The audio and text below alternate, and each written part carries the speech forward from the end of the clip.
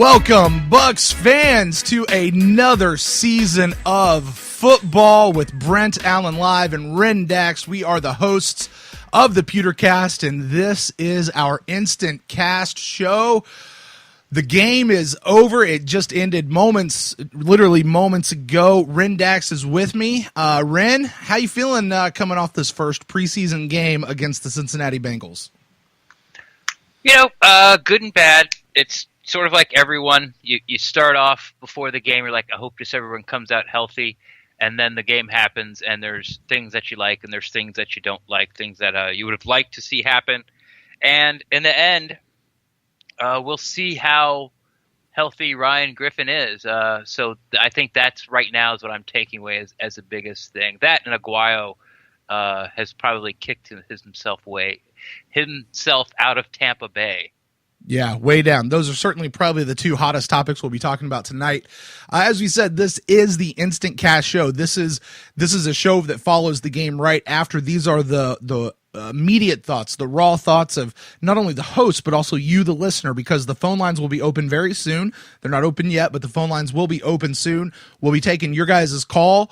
We'll either, kind of the rule is we'll be here for an hour or until the phone stops ringing. It's one of the two. So you guys can call in. I want to say hi to everyone who is in the chat room over at mixler.com/thepewtercast. Lots of people over there right now. Some fun stuff happening in the chat room, and I would encourage all of you guys in the chat room, all that stuff you've been talking about, call us and talk to us about it. That number, when the phone line's open, 864-729-BUCKS. That's 864-729-2827. So Ren, you kind of picked off the top two things I think we'll be talking about. The Ryan Griffin injury, because I really think the consensus is that Ryan Griffin was looking way better than Ryan Fitzpatrick, and he has in camp, and I certainly thought he was looking better in this game than Fitzpatrick was, but there's that injury, and then of course Roberto Aguayo missing not just one but two kicks. Like, he even got like a redemption kick right there at the very end, and he couldn't do anything with it. And you could almost tell by the look on his face that he's like, crap, that's my job. Or at least that's what it looked like to me. I just got married, and now I don't have a job. Right. What am I going to do to support my family now with the $750,000 I'm going to get no matter what happens this year? Hey, money is finite. That does go away. But which one's kind of bubbling to the top, man? What do you want to talk about first before we open up the phone lines? I want to talk about the Ryan Griffin injury. I said this, before we came on the air. If you were just going to judge the starter of the Tampa Bay Buccaneers this year, basically pure. All right, I'm having trouble tonight. On accuracy and ball placement, Ryan Griffin through training camp would be winning the job. He pushed the ball down the field in tight windows tonight. He made throws that Fitzpatrick wouldn't try or didn't try. And then when he did later on, he threw a pick that was dropped. And then, two passes later, he did throw a pick. So I'm really upset that Griffin got hurt. And hopefully, I think tomorrow we'll be able to find out what happened. If it's something that's going to be like months, that's what I'm going to remember from this show the most, is that we lost probably our best number 2 quarterback in the entire league, because he's been in the system for 2 years. Right. It looks like he was really picking it up and knew what he was doing. So, yeah, I think this is the best Ryan Griffin has ever looked. And we've only ever gotten to see him in a preseason game. We've never ever seen him even dress for a regular season game. And I remember everybody last year was just, and even up through this offseason, people talking about how bad Ryan Griffin always looked. Nobody ever quite understood why he was getting the press and the love from the coaching staff, why he was eating up the roster spot that he was. He was actually looking really good. And through camp, we've detailed it. You detailed it quite a bit, Ren, in the training camp journals that you've been doing for us, which have been fantastic and blowing up our downloads, throughout the month of August so far. Just how good Ryan Griffin is actually looking and beating out this Ryan Fitzpatrick guy, who is a starter in the league, or at least has been. He's a veteran guy. So Yeah, that's a real interesting thing. And I mean, I guess the only levity or whatever I guess I could bring to that is, hey, this is football. Injuries happen in football.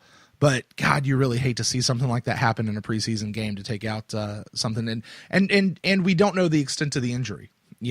Probably won't until tomorrow. Yeah, I could be totally overreacting. He could be back at practice, Tuesday. So yeah. But if you're going to overreact, this is the time to overreact, because this is the show to do it. InstantCast show. And with that said, guys, we're going to open up the phone line. So any of you guys over in the chat room, or if you just happen to call in the number, you can do that as well. You guys go ahead and call in. Let us know what you think of the game. What are the things that stood out to you? What do you want to talk about? What do you want to get off your chest? What do you love? What do you want to rave about? That number is 864-729-BUCKS. That's 864-729-2827. While we wait on that, Ren, don't even have to wait on that. Let's get it on. Yeah. All right, you are on with Ren and Brent here at the InstantCast show. Who are we talking to tonight? It's Kevin, guys. What's going on? Kevin. Hey, Kevin, do me a favor. If you've got us on in the background, can you mute us on the computers or the speakers or whatever? We're getting a little bit of feedback. But, man, how's it going? You and I have been chatting a little bit through the fourth quarter. What are your thoughts on this game here? Well, my three takeaways from tonight's game, I can say number one, of course, is injuries and depth. Depth in the second and third line was kind of a meh. I was kind of scared to see who's going to be the backup O-line to protect Jameis in these games coming up. But the second take is we guess Berto's pretty much gone. He's kicked his way out of Tampa, looked like it. And last but not least, quarterback concerns. We had Griffin, who played solid, and he had a really good, solid training camp. And Fitz didn't perform at all. He played pretty bad. Yeah. So that's my three takeaways. Yeah, I have to agree. And the offensive line still was. That was the reason Griffin got hurt. He was playing with the third-string offensive line, and he rolled out, and Cole Gardner totally missed this guy, and the guy had like a 20-yard run on him, and right before he launched his arm forward. I have dogs. Sorry, yeah. guys. The dogs are pissed. They're pissed about this game. Yeah. They're about as mad as I am about that Griffin thing. They're pissed at Griffin being hurt too. Yeah. and also Berto missing another kick. And my God, he missed two.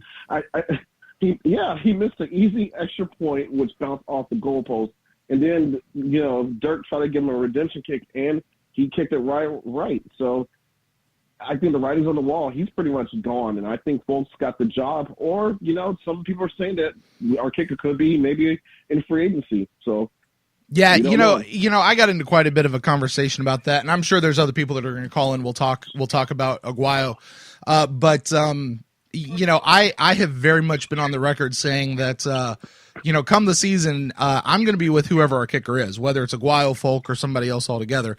Personally, though, I've wanted to see Roberto come through. And as I've talked to people, I think more and more people have been wanting to see that. Hey, whoever's calling me, call me back in just a minute, and we'll get you in.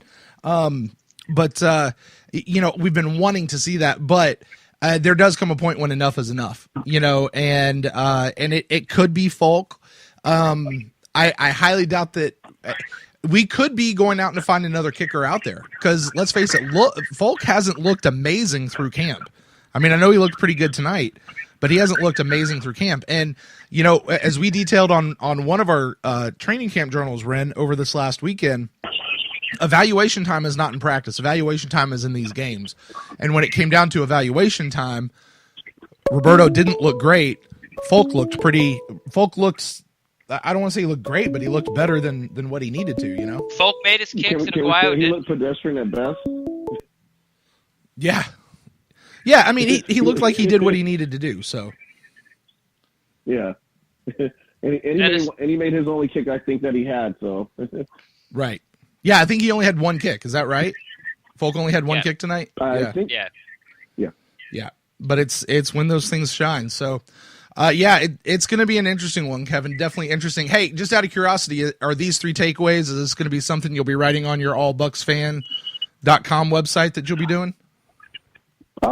I think so. I think I'm going to get some time this week and talk with the guys and, kind of get my thoughts and maybe pull some takeaways, especially, with this whole kicking situation. And now, like you said, we got Griffin down due to possible, shoulder injury. So, we got to figure out, it's going to be the long-term backup for the season, or there's some guys out there in free agency. I know names don't want to be mentioned, but, Jameis do need a solid, competent backup. Yeah, it very well could happen. So, hey, listen, Bucs fans, you guys be on the lookout for Kevin's article. He's now writing for, what is it, Kevin? It's allthingsbuccaneers.com. Is that right? Yes, sir. It's a fan blog. So they post them up on Mondays, Wednesdays, and Fridays. So the faster I get done writing, hopefully it gets posted as soon as possible. Very good, Kevin. We'll let you go so you can start writing. But, hey, stay with us in the chat room, all right? You might get some good content for your article. Thanks, guys, and go Stick Carriers and go Bucs. There we go. Go Bucs. All right, hey, whoever that was trying to call in, please go ahead and call us back. Just a reminder, we only have the one phone line, so technical limitations. So if you try to call in when we're talking to somebody else, I'll just mute your call, and you need to call me back. Phone line is open, 864-729-BUCKS. It's 864-729-2827. You guys can call us in. Roberto, man, that's I feel like that's probably going to be a story we're talking about quite a bit tonight, Ren. Yeah, I'm just going to jump off that and bring up something else. Kevin talked about was the backup O-line, the second and third string. Yeah, but I want to even talk about the first string. I think they did okay in both running and passing. I think only Jameis got flushed out once, and he probably could have stayed in the pocket for that. It was just more of there was just all this wide open space for him. And he ended up dumping it to Mike to get inside, down to the 6-yard line and pick up a first down. But the run game was not as, how can we say, it definitely wasn't as impressive as Cincinnati's was. Cincinnati's ran the ball straight ahead. They were picking up chunk yards. I'm not going to go and say they were terrible, but if you're going to judge the two offensive lines, number one offensive lines against each other today by the performances, Cincinnati definitely would have won. So this new gelled, now there was no alley tonight, but this new road grading 2 guards and center, beast that we had that were going to, get a lot of movement and push people around. I really didn't see it, but once again, alley wasn't there. But I'm definitely not giving them, a D or an F or anything like that. I'm not giving them a Martino Huff grade, because if Aguayo's kicked his way out of town, then those two guys have dropped their balls way out of town. Something else I've been chronicling was how Reedy made a great catch and kind of redeemed himself, but in practice, it's been Reedy, Huff, and Martino who just constantly keep dropping these easy passes. Right. And I think like tonight was sort of the nail in the coffin, especially for Martino. He had 3. Right. Yeah, I saw a really bad one from Martino at some point in the game tonight. I think it was from Fitzpatrick. It was just woof. And you can see that, Kevin brought this up just a minute ago, talking about injuries and depth. So I tweeted this out at some point through the game. Like, remember, most of these guys battling, there's not many starting positions that are being battled for right now. These are all like backup guys and depth guys that are being battled. So keep in mind, in the midst of everything, that's what we were really looking for tonight. And that's a great place to be in. Like, our team is still in a great spot. Definitely have to get this kicker situation shored up, though. We do. We need to know, what happens, because what happens when somebody goes down, right? This game, injuries happen, right? Injuries will happen throughout the course of the year. It's just a given. You just never know who it's going to happen to. So you have to have that next man up mentality, and that's what we're looking for. So, let's go by, because just so you guys know, I actually didn't get to see the first quarter. I was doing some dad stuff, and it wasn't playing on TV, so I couldn't DVR it. So I was like, no problem. I've got Game Pass. I'll just I'll start the game, and I can maybe like fast forward through the commercials or something. and catch up to the game. Well, yeah, it turns out you can't do that on Game Pass. You can only watch it live. So I had to pick up right where the game was as soon as I got there. I was like, So I didn't even get to see any of the first game. So help me out, Ren. You guys call in 864-729-BUCKS. Let's talk about that for a little bit. Let's talk about the first teams, first team defense, first team offense. How are those guys looking tonight? When we got the ball and ran back the kickoff, there's a penalty. I think we're down inside the 10. And Jameis looked great. Like, they just methodically boom, boom, boom down the field. Evans a couple times. Brait once. Howard had some good blocks. The protection was there. It was like watching, 7-on-7s in practice. It was no easy breezy, had no answers for them, and got the ball down inside the 6 really early. Mm-hmm. Then I think they really wanted to try work on some new fade or corner routes with Evans, because they called it twice. And they didn't even said it on TV. Like, the guy Mike Evans was going up to was like, it's like 5'10" or like 5'9" or something. And Mike's 6'5". So they went to him twice, but honestly, they weren't good throws by Winston. They end up, kicking a field goal, which Roberto made. But then we kicked off, and Cincinnati just right back down the field. When they ran the ball straight ahead, could not stop them. They really didn't push the ball down the field. They did a lot of short screens and 5 and 7 yard outs and 5 and 7 yard ins and that.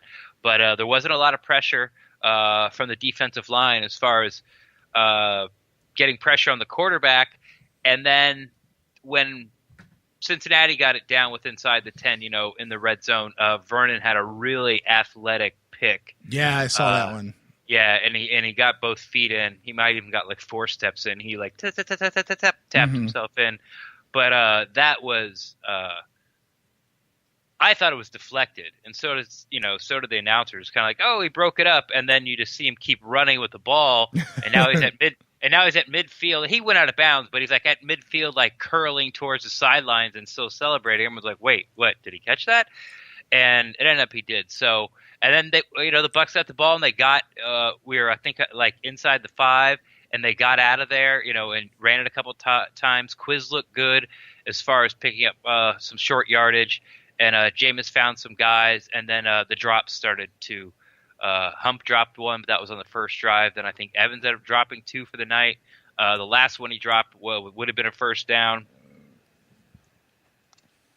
So they look good. There's really no complaints you could have from the offense. They moved the ball easily. But defensively, so did the first team Bengals. And pretty much the second team and the third team moved the ball almost at will against us, and most of that was when they got in trouble. They could run it up the middle, right, and a little, one little cutback, and there was plenty of field there for them to pick up. So let me ask you this: how much of this? Because I saw some of this going around on Twitter. How much of this do you think is can be put on the idea that we haven't really been tackling in practice? Like this is the first real test that they've had of actual like contact or collision, as it were, I suppose. In practice so far. Defensively, I'm going to say 0 because there wasn't any like missed tackles.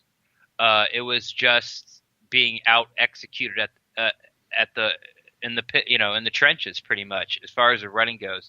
I thought about that for the receivers, like the Evans drop and the Humphreys drop. I sort of thought that because these guys have not been hit at all. This is the first time where the guy that they can feel that's bearing down on them this is the first time they're going to unload on them. So when Hump dropped one, you're kind of like, whoa. And then Mike dropped one, you're like, oh. And then I started to think why. And that's probably because, they're just not used to catching the ball and then just having someone actually hit them hard enough to, jar it out and strip it out and all that type of stuff. But then you might say, well, why are you giving them a pass but not Huff and not Reedy, Martino? Okay. Martino's like, well, I'm not giving them a pass because they're trying to make the team as the 5th wide receiver. They got like 7 guys battling for this, and all those catches got to be life and limb for you. Another thing I noticed was the first catch Mike got, he fought for extra yardage, but the 2 after that, he sort of went back to like he caught the ball and just was like already on his way down to the ground. This yak thing he was talking about. I think he'll come. I think he'll look at this tape and be like, oh man, like he could have scored probably when he just sort of caught the ball and dove down at the 6. Like there was 2 cornerbacks. He might have split them, but he was twice their size, probably twice as strong, and he might have been able to fight his way in the end zone. I think those things will come. Overall, offensively, I got to give him an A+. As far as the defense, not being able to tackle, I don't think there wasn't really any missed tackles. There's very few. So I think it was just sort of like over pursuing. And they kept them. I mean, they kept them from scoring though in the end, because the Bengals didn't score until God what? No, the second drive. No, the second drive they came down and kicked the field goal. Oh no, I mean like a touchdown. Yeah, they kicked a field goal. I'll give you that. But no, I mean like they didn't actually get it in the end zone like till later, right? No, not till later. Yeah, but they also didn't make a punt. If you're going to judge the offense first, second, third string against a defense first, second, third string, I'm still got to give it to the offense. They just look better. If you in a preseason game you don't make the other team punt till halfway through the fourth quarter, a preseason game, that means these guys. These are like third string, fourth string guys, second string guys, and they're still either driving the ball and getting a field goal or a turnover, which I can't really remember. So so after the second quarter, somewhere halfway in the second quarter, they're either scoring or it was like halftime or so yeah, I can't. I'm disappointed in the defense. I'm not worried about it. But I was a little disappointed in how it went. See, because I mean, like that's a little something. And again, I didn't get to see our first team, really play a whole lot outside of a couple of highlight clips that I saw through social media. But that's surprising to me that would happen because we keep hearing out of training camp that defense is the one that's been winning the day. Defense keeps looking like they're in that same form that they were last year. So, to not come up with those big stops that's a little surprising. Is it concerning? I think that's the big question. Is that concerning No, at this point, preseason game 1, mid-August, early August? No, definitely not. Not at all. I mean, I've sort of said my piece on both those things. No, not at all. Of course not. You're watching on Twitter and it's like, Smith, who's Ryan Smith, he's killing us. Like, oh my God, I actually saw somebody talk about, well, I guess we're going after a cornerback in the first round next year. And this is like, it's been like 45 minutes of actual time football. And they're already like, Ryan Smith is terrible. We're getting a quarterback round 1. So everyone's sort of overreacting. I could possibly be overreacting, but there were some very good things, but the most concerning for me, besides the injury to Griffin, is the inability to still stop the run.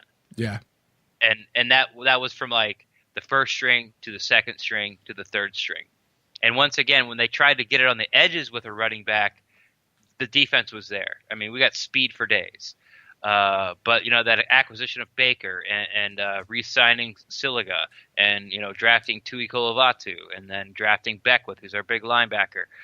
Even Evans and bring in Wilcox. Those guys are both known as run stuffing thumper safeties, and it just didn't show up today. I was gonna say, like with Beckwith and Tui Kolovatu were two of the rookies that I was particularly interested to see. I did see Evans out there, but neither one of them really showed up huge for me tonight. In the times that I noticed that they were on the field, they just. They were there. Like, I didn't see any of the big plays that maybe you're expecting of, somebody who, I mean, let's keep in mind, our guys that were drafted are still vying for for a spot to make the team, right? They're not just handed it. So, especially those guys from the later rounds. So it'll be interesting to see what's going on. For all of you guys that are out there listening, particularly those in the Mixler chat room, mixler.com/thepewtercast, you guys want to overreact?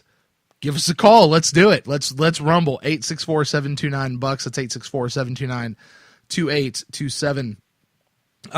Let's talk about those guys kind of coming in on the second string there, Ren. What'd you think? So we went back and forth. We've talked a bit about Fitzpatrick versus Griffin, really how they were looking. But what about some of the other second string guys? OJ Howard, how did he do? I didn't get to see him at all. Did he play really? No, he did. And there was they put him in lots of places. That was fun. Like at one time, this is back-to-back plays. They had him, it was like 3rd and 1, and they had him down next to the tackle. And he bumped the end and peeled off and sealed out the linebacker, which allowed Doug to get the extra yard to pick up first down. The very next play, he split out wide as a wide receiver at the bottom of the screen. I mean, the mismatches this guy is going to cause are going to be terrible, and you're just starting to scratch the surface. I think Cameron Brate said later in the game, that first drive, 75% of their plays were in 2 tight end sets, and they were just marching down the field. So, but who did look good is on the second string is Charles Sims. He didn't dance in the hole. He broke some tackles, and then once he sort of got past that first line of defense, he'd always make the first guy miss. He'd make the first guy miss, and then he made the second guy miss. So, as far as the 3-4 plays he got the ball, he looked really good. He's been looking better in camp. Of course, everyone's always said, since last year, he can't run between the tackles. You got to get him in space or the edge. But he sort of proved a little bit wrong tonight. And it was just nice to see him sort of revert back to his 2015 form. I thought Robinson played well again. Josh Robinson? But that was especially, before I even start that, anger, just get out your Pro Bowl vote, just start checking his name off. It's just boop, special teams MVP. He's vying for it again. Boop, drop it on the 5. He dropped it on the 5 twice tonight. Just right. Boop, boop. He's such a weapon, and he's gonna win us some games. I call it those hidden points or hidden yardage that he saves. It's hard to go 95 yards against a pro defense, without shooting yourself in the foot with a penalty or not having any negative plays. So he's going to be – he's here for 5 years. I guess we got 4 left. But, he looked great. And Robinson went down there and did his thing. And, and it was his first kick, and it's inside the 10, and someone downs it. And then, who gets up off the pile? Oh, look, it's Robinson. What a shocker. So – but Peyton Barber, who's had some fumble troubles, he fumbled twice. Did he? Okay. Well – he didn't lose either one. One, he hit the ground, and his elbow was sort of out of bounds, but it popped out. So that might not have been a fumble. But, right. There was one that I saw where it looked like a fumble or something, or maybe a strip, but the refs turned around and called it a player was down. Said he was already down. I think that was the second one. Okay. Yeah, he had 2, and the lineman fell on it, a Buccaneer lineman fell on it. Right. Yeah. I think Bennett Knock had a pretty poor day, but he's moving from guard to tackle. And Jordan Willis was just sort of eating his lunch. If you guys remember him, Peter Report was sort of hoping that we'd get him as an outside rusher. He was a Kansas State guy, the Scott Reynolds darling, if you will. But he looked good tonight for Cincinnati and was giving Bennett Knock all kinds of fits.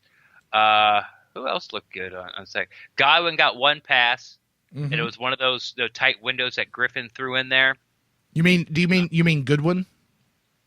No, I do not mean no Tiki. I do not mean Goodwin. For those, it was Rondé, wasn't it? Oh, it was one of those Barber twins.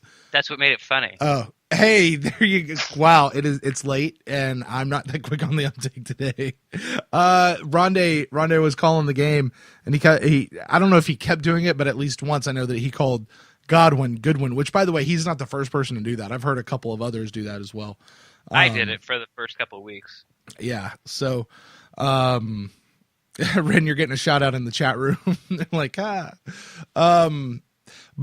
So Godwin, I saw that. I thought, to say he looked good, it was the one play that I saw that I noticed him on, for Godwin. So that was good to see. Love seeing our draft picks do well. Yeah, I mean, Nichols had some nice runs. I wish he would have gotten a little earlier. Where did McNichols run? Was he? He came in after Barber. Barber got Okay. a lot of work. He probably got the most work tonight was Peyton Barber for sure. I was trying to look at his pass protection because that's sort of been his Achilles heel as far as getting on the field, regularly for especially last year. But I don't know. Maybe I was looking somewhere else and they threw the ball. I just didn't really see anything about it. But Barber looked fine running the ball. I thought McNichols looked a little better, but he got a lot fewer chances than he did. And by the time he got in there, the run at that third string line and the quarterbacks are sort of running for their life most of the time when they drop back. I thought Justin Evans looked okay. He didn't look bad. Mm-hmm. How about Conti? How is Conti looking tonight? I don't think the first string defense looked good at all, except for that one play where Barber made. I mean, they marched the ball right down the field on him. And then after that, they were sort of out. They only really had like one. I did see Vernon was still playing cornerback when they were sort of bringing the second defensive line. And he was in there for one play and made another good play. But yeah, Quan made tackles like 2 or 3 in a row. But they were always after 3 yards, 5 yards, 6 yards, something like that. So it's just way too early to tell. I know a lot of fans expected this defense to come out there and get the first string defenses get 2 sacks out of the first 3 dropbacks. And, every time they run the ball, it was 0 or -2 yards gained.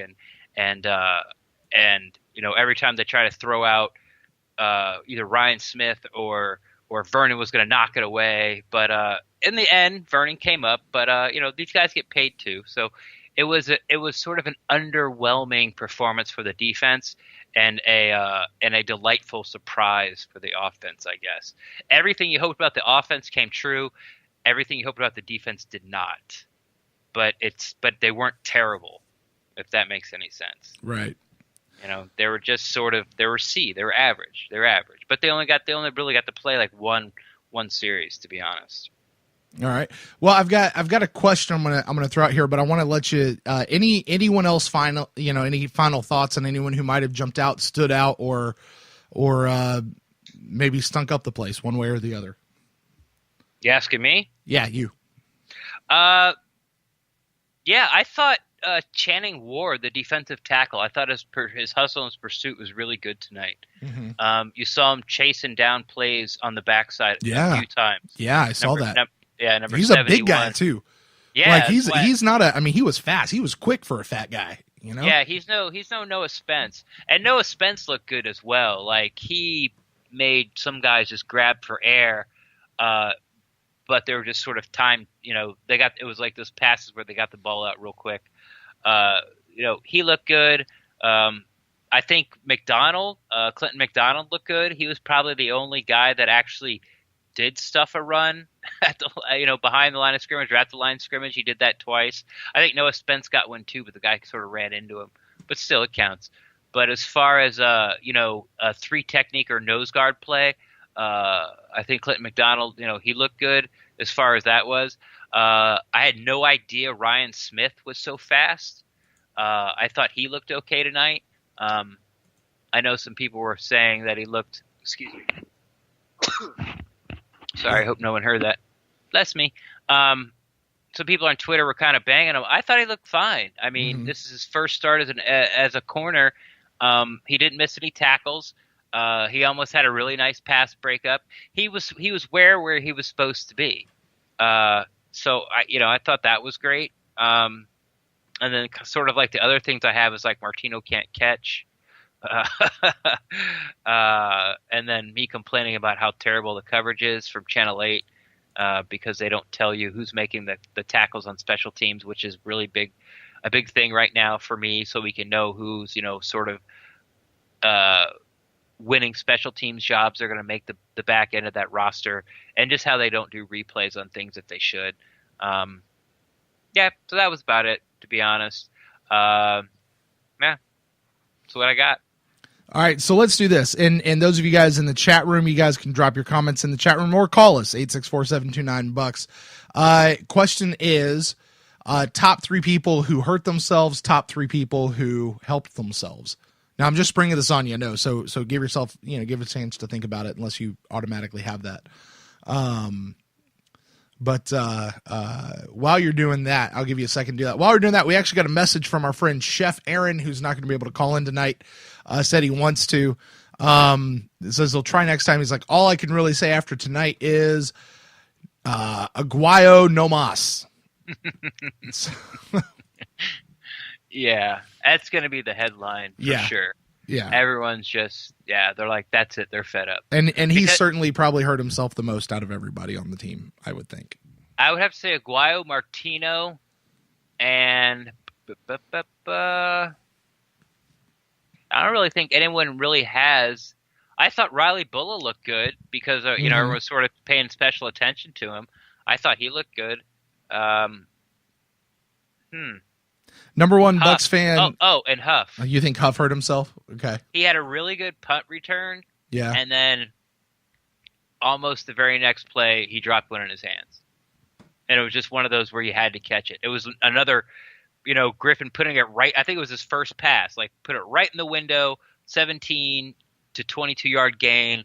And Huff caught it and then just, saw the safety coming up. And he dropped it and, tried to defend himself, or he turtled up, and that's what Huff does. Like that's Huff. Like, he's electric, he's fast, he's going to do great things for you, but he's just not going to do it with the ball.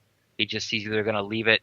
He's just going to forget the ball. Him and the ball don't mesh for some reason. They're like oil and vinegar, or two poles of a magnet. Like those things, for some reason, he can't hang on to it. Right, but it can hit him in the face mask really well.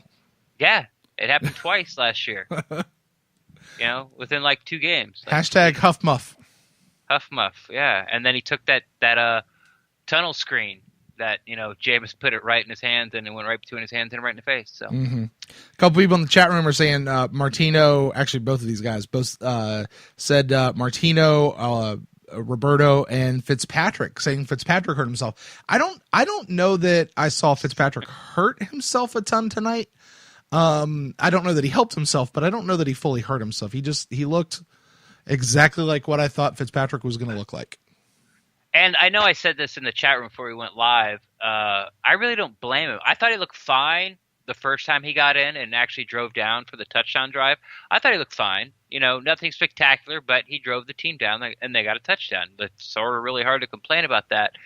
But after the third O-line was in and, they got Griffin hurt, Fitzpatrick was just looking to get rid of the ball as soon as he could. Yeah. Like he was not going to stand back there and take it in the chops for the team in a preseason game just for a first down. If he felt the pressure, he was getting rid of it. And he did look terrible like that series, those 3. And that might be something to really consider as you're talking about a guy like Fitzpatrick battling for a backup quarterback position, of who he's actually behind. I mean, look what just happened to Griffin. Yeah, there's nobody left. Yeah, how you play behind the starting 5 offensive linemen really could be it's a different deal than when you're playing behind your third string guys on offensive line. Now, granted, you're supposedly at that point going up against the third string defensive guys, but still, you ain't trying to get hurt in a preseason game. It just ain't happening. So yeah, there's Fitzpatrick. Ren, you come back to him if you got any more, but I had a question in the chat room asking me, this from Buck Gator 941. Is that Travis? That might be Travis. Maybe not. I think so.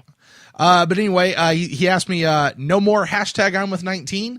All right, let me put this out there. I said last week sometime, and I said it a few times on Twitter throughout the game. This is where Brent backpedals. No, this is not Brent backpedaling. This is Brent staying true to exactly what he's been saying. I personally want to see Roberto win.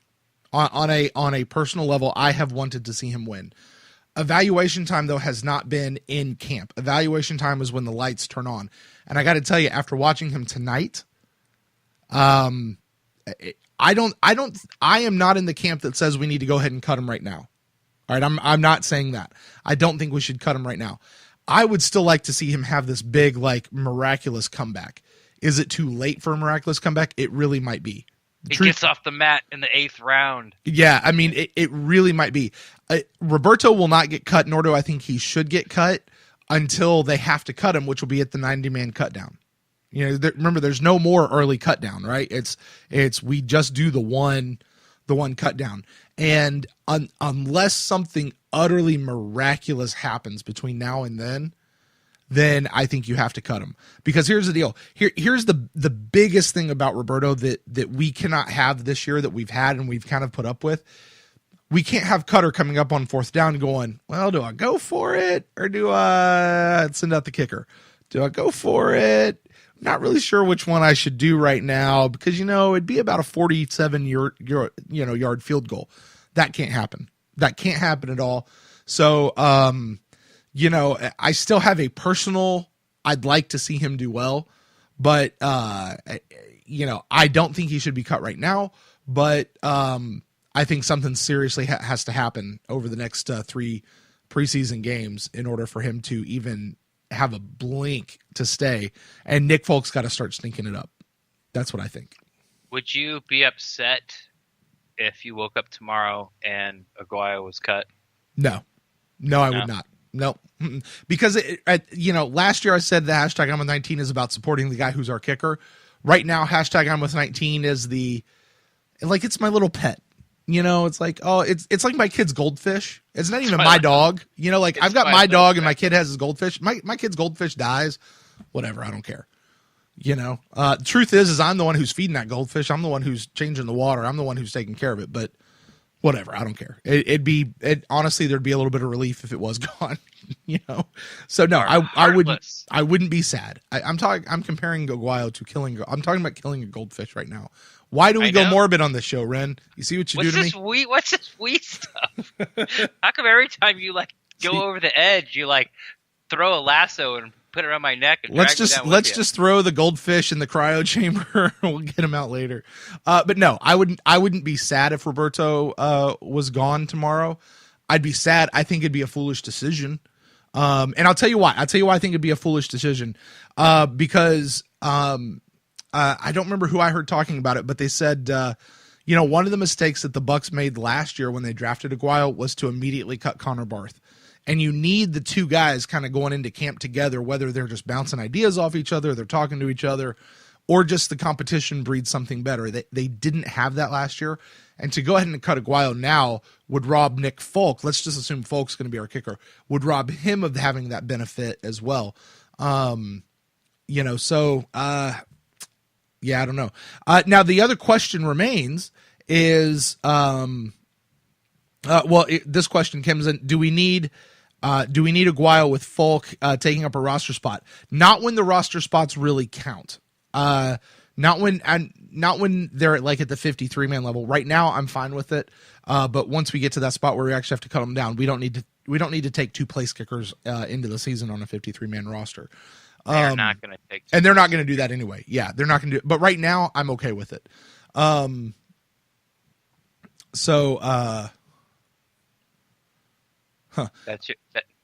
That's your speech. Yeah, that's my speech. Now here's the other thing. Could we cut Aguayo now and try to bring in another kicker to compete with Nick Folk? Possibly. It's possible. Would I be sad if that happened? Maybe not. I don't know. Certainly I'd like to see. I'm not fully comfortable with Nick Folk. Let's put it that way. He has not impressed me through camp. And he had one kick tonight. Bad days at camp. He really has. Yeah. So pretty bad. I'm not fully comfortable with Nick Folk. I'd like to see what else we can do out there. You know. I don't. Yeah. So that's kind of where I am on that. So,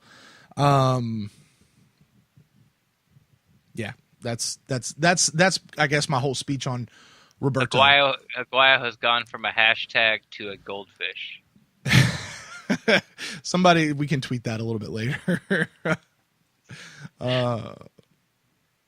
Let's see here. I'm just checking Twitter. There's a couple people still tweeting in about some stuff. So we talked about Fitzpatrick. We talked about Roberto having hurt himself, Martino having hurt himself. There was one more person. Who was it that we were talking? Guys that hurt themselves. They said Fitzpatrick, yeah. I don't think it matters, though. Fitzpatrick ain't going anywhere until we find out what happens to Griffin's shoulder. Exactly. Yeah. Yeah. And if Griffin's out, then I think you can just probably bank on Fitzpatrick. You know it might be an interesting turn, an interesting twist. If Griffin gets hurt, they go out and get Colin Kaepernick. And now we got Colin Kaepernick and Fitzpatrick competing for that backup spot. That could be interesting. Yeah. I don't know that Kaepernick would come back into the league as a backup, though. He might. I don't know. Especially not if he had to compete for the job, you know. But this is not about that. I'm just throwing that out there. Okay, let's flip to the other side. Who are the guys who helped themselves tonight? Who do you guys drop it in the chat room? I want to hear from you. Who helped themselves tonight? Ren, I'll toss it to you first. I think Jameis Winston helped himself pretty much. Mike Evans and Cameron Brate. Those would be my three. No, guys that were locks for the team anyway. Early on it was going to be Huff. He had a catch and he had like that punt return, and then he just turned into Huff again. Alan Cross had some big catches when they were trying to get down in scoring position right before halftime. I thought he flashed tonight. There were those passes were somewhere between 15 and 20 yards, and he hauled them in, and he had the awareness enough to get up and sort of spot the ball himself. As the clock's running, he would run and like spot the ball, at the hash mark for the ref. So they didn't have to do that whole exchange, shaving a few seconds there. So situational awareness was good on that. Reedy, I thought Reedy helped himself. Of all the guys that were going for the last spot, Reedy had a real nice catch off the shoe tops. He caught another one later. Basically, he helped himself by not dropping a pass. But that catch was really a nice catch.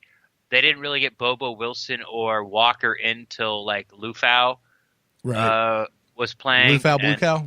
Lufau Blue Cow. Cepho Blue Cow. So they didn't neither hurt nor help themselves. As far as the running backs, Charles Sims, like I said, I think he helped himself. Quiz and Doug, they were just exactly what you expected.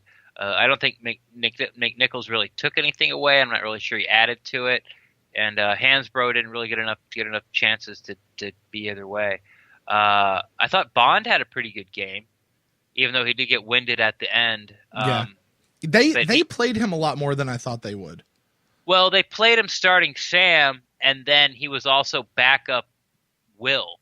So when on the second team, when Beckwith was playing backup Mike, Bond stayed on the field and was playing backup Will. So he was backing up Levante David, and Beckwith was backing up Quan Alexander. But Bond, like I said, Bond was also playing starting Sam. So he was on the field a lot. Channing Ward, I talked about, showed a lot of hustle out there. Mm-hmm. Not that Clinton McDonald was any danger of going anywhere, but I thought he helped himself. The offensive line, like I said, the starters look solid. I really didn't pay enough attention to see anybody that really helped themselves as far as the offensive line. Auclair didn't flash. Let's see, wide receivers. Yeah, I got to that. Wilcox, he didn't do anything like he didn't show out like he hasn't balled out or showed up like he has in practice. But I didn't think he did anything to hurt himself. I thought Evans was always the position where he needed to be. Mm-hmm. He made some good tackles. He missed a tackle, but it was against Joe Mixon, and Joe Mixon really kind of broke the tackle. Then he sort of missed it, and then he made the next two guys miss too. Joe Mixon's pretty good, but I think Evans did better than I was sort of expecting. I think Ryan Smith looked good, but as far as those end of the guy rosters that helped themselves, Bulla maybe, he looked pretty good. And I guess the battle between Saliga and Tui Kolovatu, I would have to give it to Saliga tonight. But that's not rewatching any of that stuff. So that's sort of who hurt and helped themselves. I mean, the guys that you know that locked the team, those are the kind of guys that showed up. Guys that are on the bubble, they didn't. The guys that are on the bubble are sort of like the fourth stringers now. Right. You know what I mean? Right. Like the fifth safety, the fifth cornerback, the sixth linebacker. I saw Cameron Lynch a couple times do some good things, be in the right spot and make the tackle. But is that really helping yourself? I guess Right. It's not hurting. It's not hurting it. So overall, the most, I'm going to say probably Alan Cross for being a bubble guy. Ooh. Oh, there we go. Being a bubble guy, I'd have to give it to Alan Cross across the board. There you go. Well, hey there, you are on with Brent and Ren for the InstantCast show of preseason game 1. Who are we talking to tonight? Craig in Vegas. What's up, guys? Craig in Vegas. Welcome back to the show, my friend. I've missed you this summer. Long time, no time. Yeah, how you been? Well, we've been good. It's been a good offseason for us. It's been a really good offseason, but you know what? I'm super excited that football's back, even if it was a mediocre preseason game that we got tonight. Exactly. The biggest thing you're rooting for in the preseason is no major injuries. Just remember, if everybody's looking about results and all that, the Lions were 4-0 a few years ago, and they went 0-16. So you can't read anything into records and all that stuff that happens in the preseason.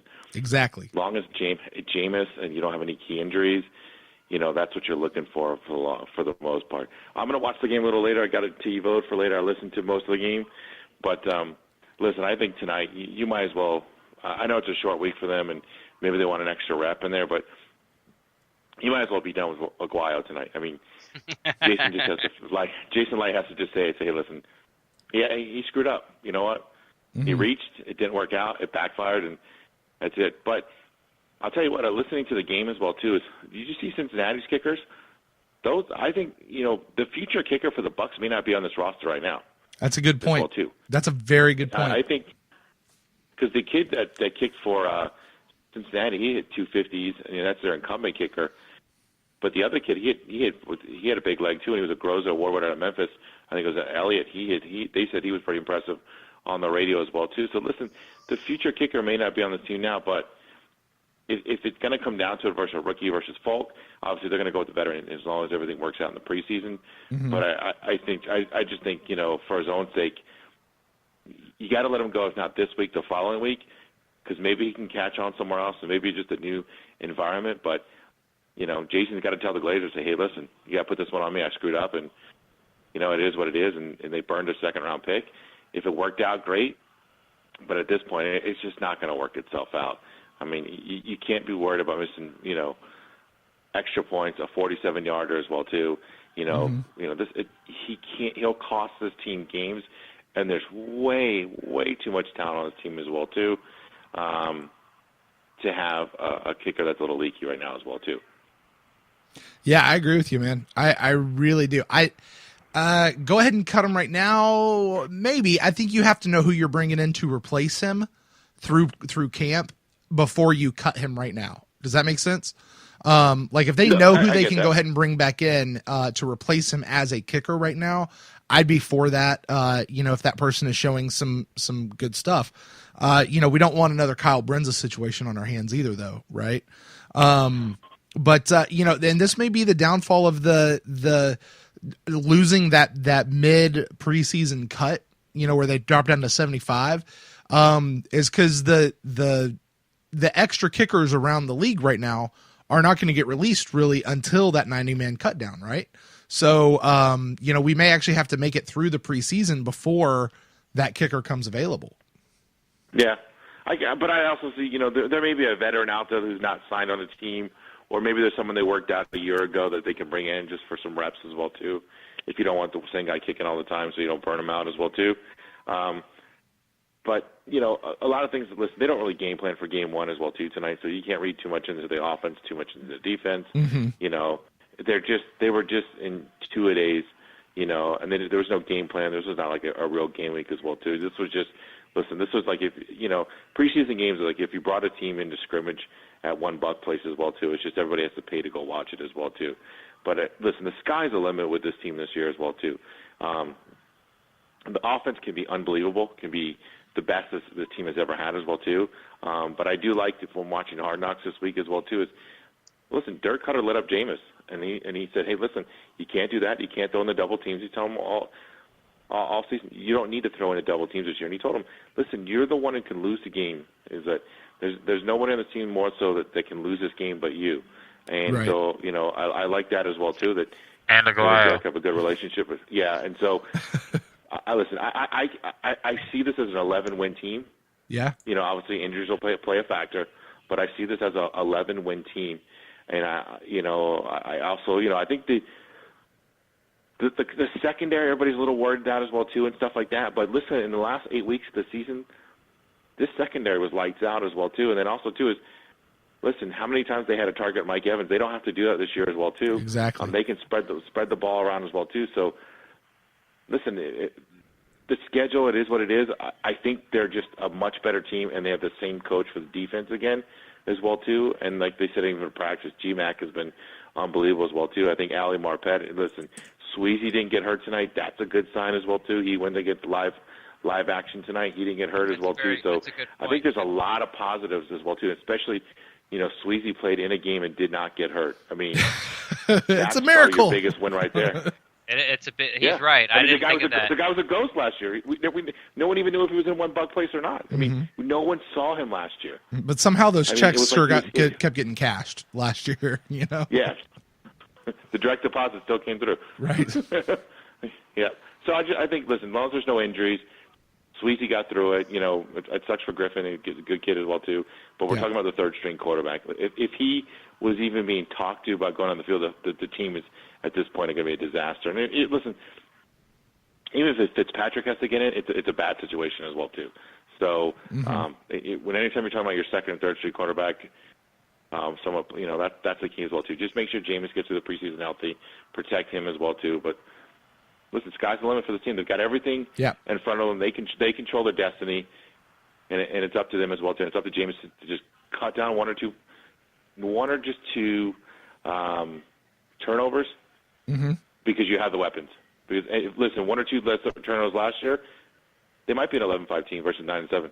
Yeah, it's amazing how a playoff situation, how an end of the season record can change on just one or two plays, isn't it?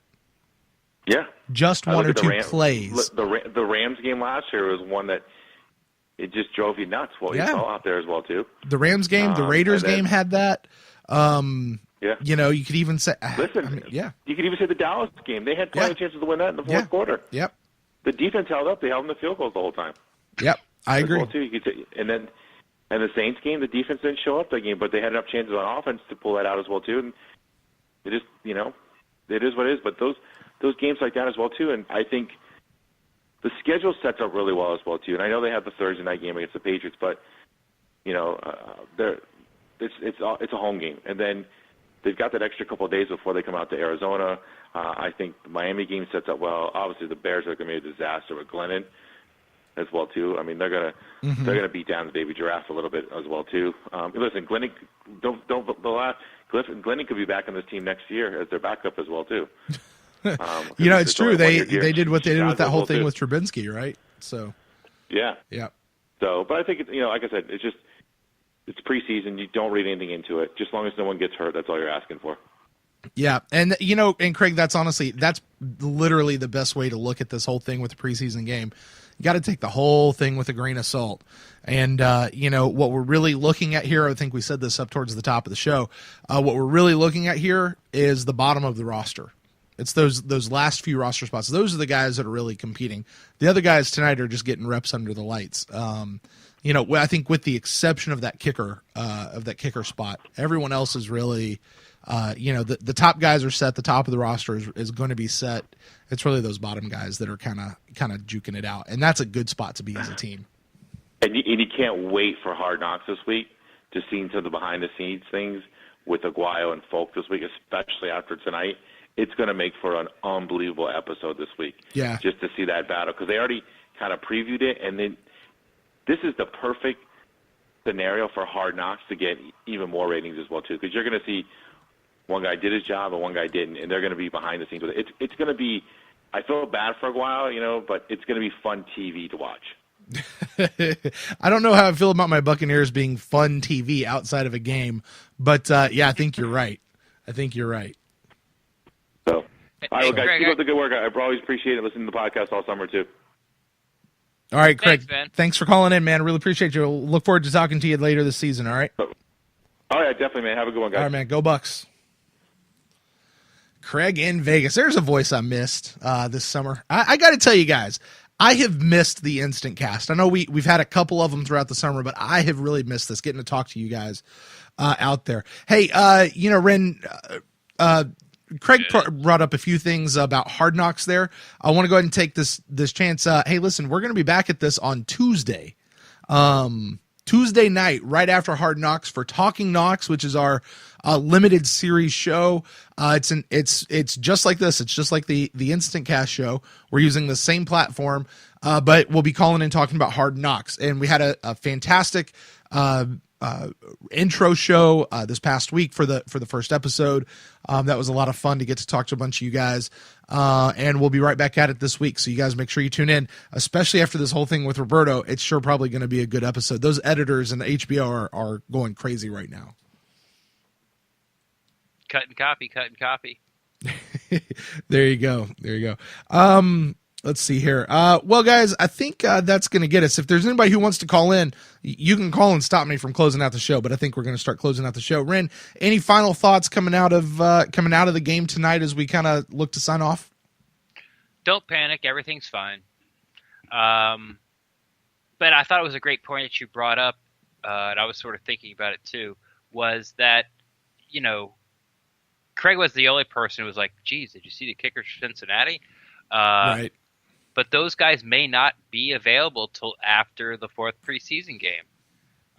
So you might just see Roberto stick around, and they might have every intention of cutting him no matter what he does from here on out. Even if he makes every single kick in practice and in games after this, they still might just that was it. Like, your chance is over. But to have that competition for Folk, or maybe they let him go and hope that some other team lets one of their. Well, why would a team let a kicker go and pick up Aguayo? I don't know. But I just thought that was interesting that even if we cut Aguayo tomorrow, the best chance for the kicker that might not be on the team, we might still have to wait 3 weeks before we get a look at him. Yeah. Yep, absolutely. And I think as far as final thoughts for me, it's exactly what you said. Don't panic. It's okay. It's just preseason game. It's just there. I want to send a quick shout out and a thank you to everybody who joined us tonight in the Mixlr chat room. It's mixlr.com/thepewtercast. We'll be here mostly all season long. We got a few challenges to figure out with the Instant Cast this year because I have season tickets, and we just got to figure out how that works. Like for next week's game, I'll be at the Jags Buccaneers preseason game, so I'm not quite sure how long that's going to take in order to be able to flip over to an Instant Cast show. And it is an 8:00 game next week. Nope, it's not 8:00. 7:30 game, isn't it? I don't know. It's still a late game, and we certainly don't want to be doing the show at midnight. So we'll figure that out. You guys stay tuned. We'll see how that works. We've got Talking Knocks coming up. We've got a new episode coming out this week as well. A new Pewtercast, one of our main episodes. And be sure you guys stay tuned for training camp journals with Ren Daxt. We've got the Bucks are going to be away this week. Ren, are the Bucks? We got open practices this weekend, Saturday and Sunday at all? No, there is nothing. There will not be. I still have one Ren's diary. I was going to do it right after the last practice, but since we already had a diary come out that day early in the morning, I want to wait till the next day. And the next day came, and I think 4 podcasts dropped that day. And I was like, maybe I won't do it that day. And then it butted up against today, which was then I wanted to. I'll throw in a little bit of preview of the game, but that only gives everyone about 6 hours to download it. Then after you watch the game, you download it. Half the things I'm going to say won't make any sense, or you already know the answers to. So what I decided was sort of merge it into the last day of training camp that I saw and a little bit of what we talked about tonight. from the notes that I have from training camp, and I'm gonna mesh those together as putting them together as one show to correlate with one another from the game and from the notes. And then so that should come out. Well, I don't know when it's going to come out, but it'll be done tomorrow, and I'll send it to Brent. So it should be out sometime this weekend. But there will not be another practice for another week, maybe 8 days. Right. That's open to the public down here. Right, because the Bucs will be in Jacksonville this whole week, starting on Monday. They'll be in Jacksonville Monday, Tuesday, Wednesday, and then next preseason game is Thursday night. So that should be a lot of fun. So you guys make sure you check out. We've got a lot of stuff happening on the PeterCast podcast feed for this whole month of August. Really, it's been a crazy, wacky month, Ren, and I've been loving it. I know you've been loving it. The guys over in Mixler, you guys all seem to be loving it. Well, we're loving it together. It's just a lot of fun stuff that's happening. So, what can I say? We love this team. We love where they're going. There's a whole lot of good stuff. So, with that, I think Ren will sign off. I'm Brent Allen. You can catch me on Twitter at Brent Allen Live. Ren, where can people catch you? On Twitter at Rendex, REN_DAXT. Or you can catch the show at the PeterCast or on Facebook.com/the PeterCast, or shoot us an email to anything you've heard about tonight to thepewtercast@gmail.com. Or if you'd like to be a part of our second annual PeterCast Fantasy Football League, we've got the league up. Signups are running right now. We'll have a draft coming up here shortly. If we got enough for 2 leagues, we'll do 2 leagues. So should be a lot of fun. Had some fun new people over in the chat room tonight. It was a lot of fun. You guys make sure you join us there. But until then, we always say, go Bucks.